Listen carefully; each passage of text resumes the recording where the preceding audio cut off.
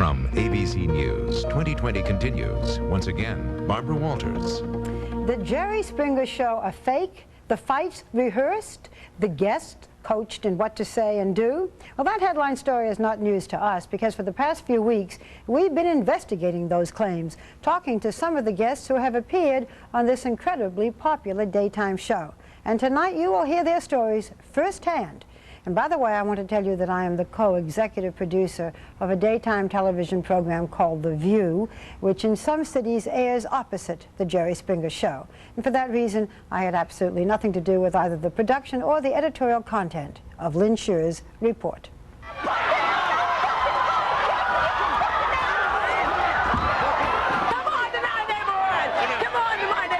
It's the fights that keep them watching. The signature of the Jerry Springer Show. You a hoe. What looks like uncontrolled mayhem amidst a steady stream of sex, I'm seeing somebody else. true confessions, and bizarre lifestyles. This gladiatorial formula has appealed to enough base instincts to catapult the show to the top of the daytime ratings. Hey, let's pretend this is a talk show just for a moment. The show's host has long defended the spectacle he puts on the air, taking pride in what he has called its spontaneity. She sleeps with you, she sleeps with you. It is the only thing on American television that isn't canned, that isn't written ahead of time by professional writers. Hey, do I ever hit you? Yes. Isn't it refreshing to have something on television that is absolutely raw and honest? Raw? Maybe.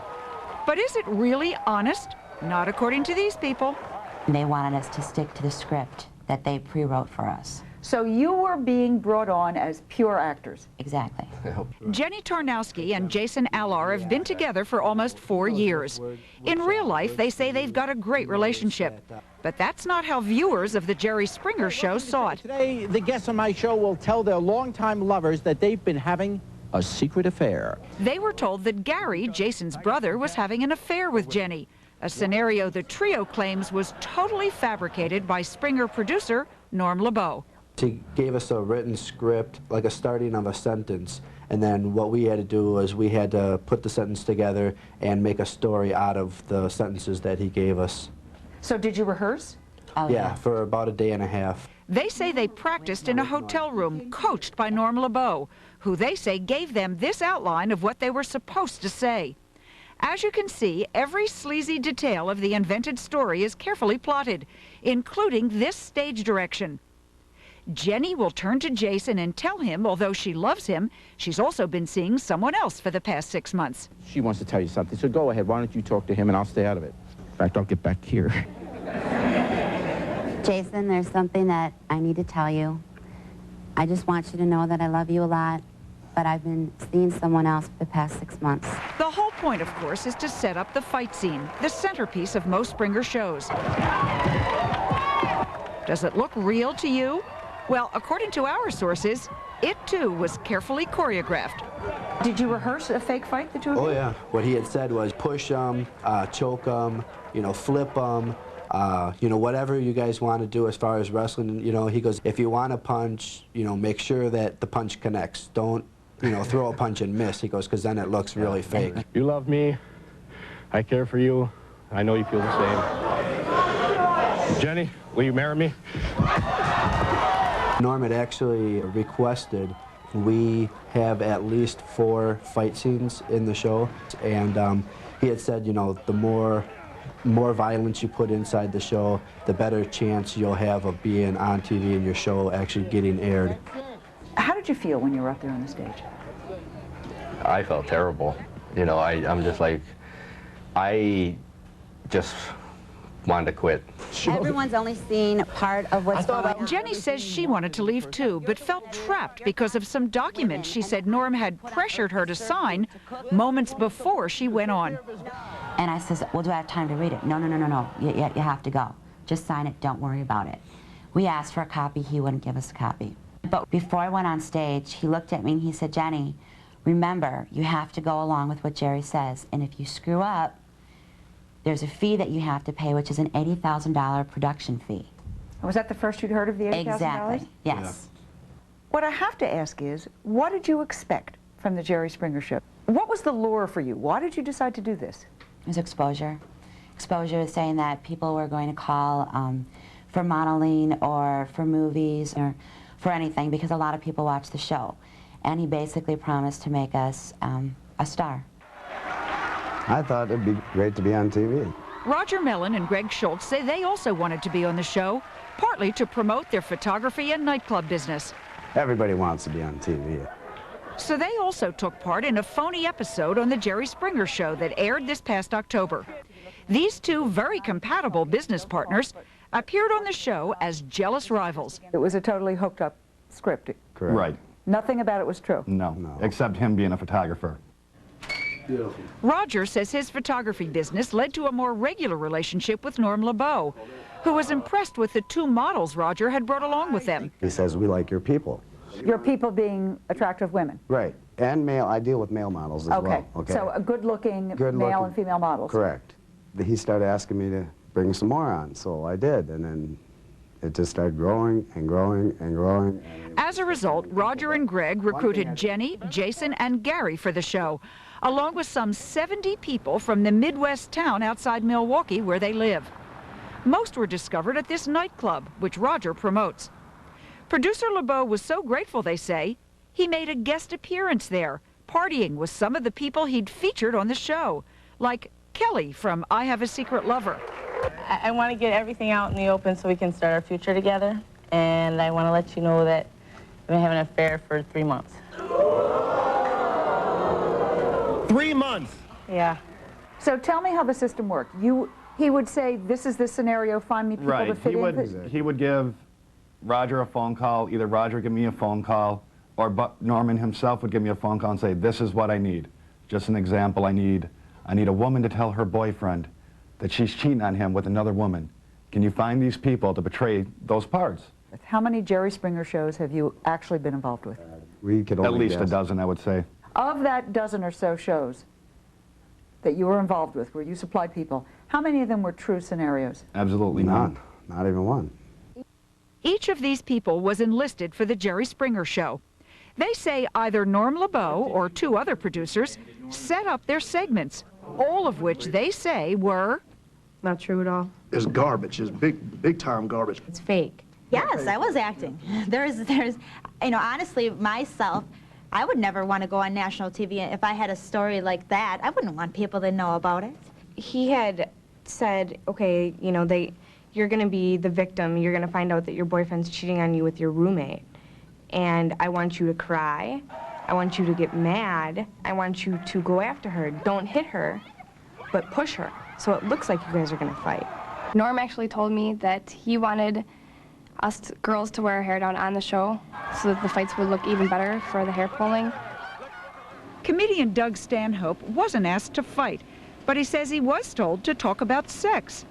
Last month, the day before his segment was taped, he gave us this script, which he was supposed to follow for I Have a Kinky Secret.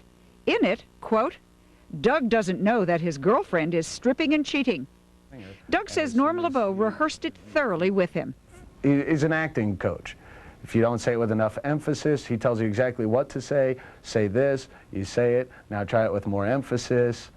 A 2020 producer attended the taping where Doug performed according to plan. Doug even took home a souvenir. He says Norm instructed him to keep the scam a secret, telling him that from here on in, you'll pretend that it's real. If someone talks to you after the show and asks if it was real, you say yes. That instruction sounded more like a threat to other Springer guests we talked to. I had a phone conversation with Norm, and he had stated to me that any person who went against the Jerry Springer Show would be sued for $80,000. Norm called and told me that even though I signed a contract, even though we knew the show was false, that we would be sued for $80,000 because the contract still stands. Just recently, when this all started to come forth, he called me up and asked me, he offered to pay me to try and convince some of these other guys not to go forward with this. He said, you know, how much do I have to pay you to stop this whole thing? Producer Norm LeBeau wouldn't talk to us, but has denied publicly that any of his shows are staged. And the show gave 2020 sworn statements from various people claiming Doug Stanhope and Roger Mellon were not telling us the truth. The show also released this written statement, saying they have a firm policy against lying. Quote, "We have full confidence that the overwhelming majority of the people who come onto the Jerry Springer Show as guests are honest, and the overwhelming majority of the people who work on the show are honest." So what's Jerry Springer's role in all of this? Do you have any reason to believe that anyone in the show didn't know? Did Jerry know? I find it hard to believe that he didn't know. I mean, I can't prove that he doesn't know. I mean, he's got to be pretty stupid not to know.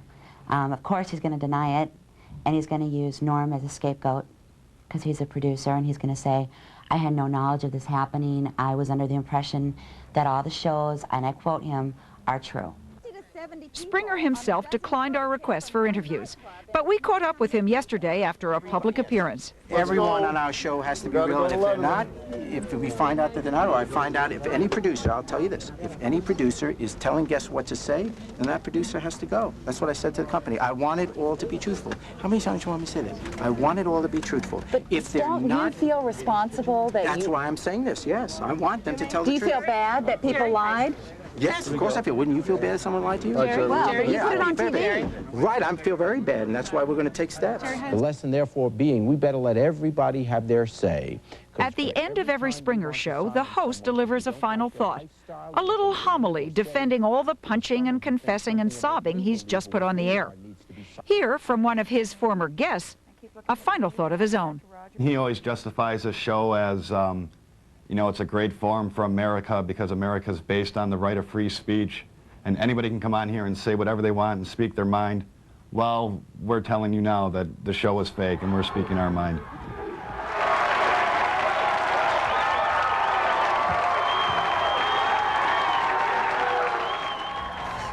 Lynn, when these allegations, or maybe I should say if these allegations are formally confirmed, are any laws as of now being broken? Well, actually, no. We talked to a source at the FCC who pointed out that they really have no regulations about false or deceptive programming if it's entertainment. In other words, if professional wrestling can be on TV, so can this. What about Springer himself? How much responsibility does he bear for all this? Well, that's the really best question of all. It is simply not clear how much he knows about or how much he'll acknowledge.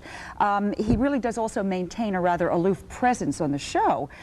In my opinion, however, if he's going to take the credit for the rating success of the show, then he's got to take the blame for the failings, if there are some. I mean, at the very least, for creating and sanctifying the environment in which this all takes place. Sure. This is somewhat similar to the quiz show scandals of Generation. Well, there is a difference because there's an act of Congress that says if you have a show that's based on skill, then it really has to be legit. This is not one of those. This is entertainment. Do not confuse it with news or public affairs programming. It's very different. And maybe ultimately this kind of thing could be labeled as entertainment. Well, maybe that's the next step. Who knows? Thank you, Lynn. Fascinating. Well, next, the mystery that puzzles women of every generation. What are men really looking for in a woman? A new book claims to hold the answers, but you can hear them tonight as Perry Peltz finds out for men what men really want. After this.